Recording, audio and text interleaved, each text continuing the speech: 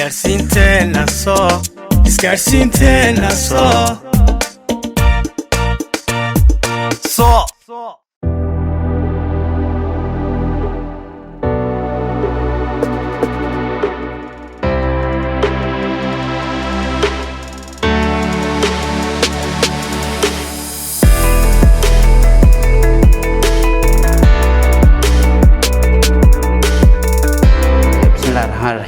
magacaygu waa Muxiidiin Xuseen Diiriye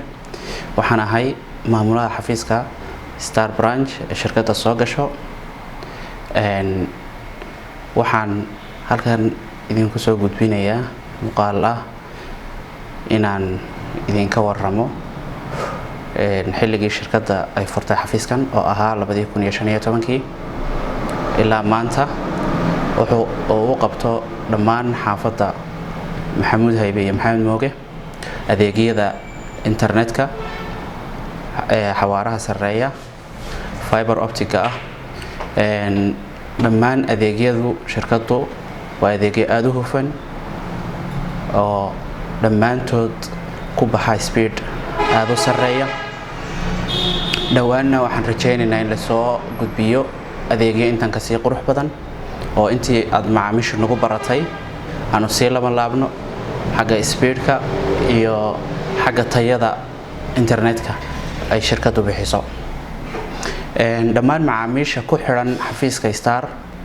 waxaan ugu bushaareynayaa in shirkadu inoo bilaabi doonto adeegii fiberka ee ahaa inaynu guryaha ku xidhno xariga adeegaasina uu hadda socdo oo uu ka bilowmay dhammaan xaafadda qodintiisi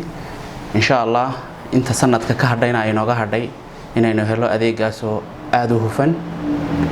ciladihii iyo dhammaan waxyaabaha aynu ka cabanayna inaga baahi tiri doona hadii Ilaahay yiraahdo waxaan rajaynayaa inaanu macaamiisha sharafta leh nagu xiran aanu siin doono adeeg hufan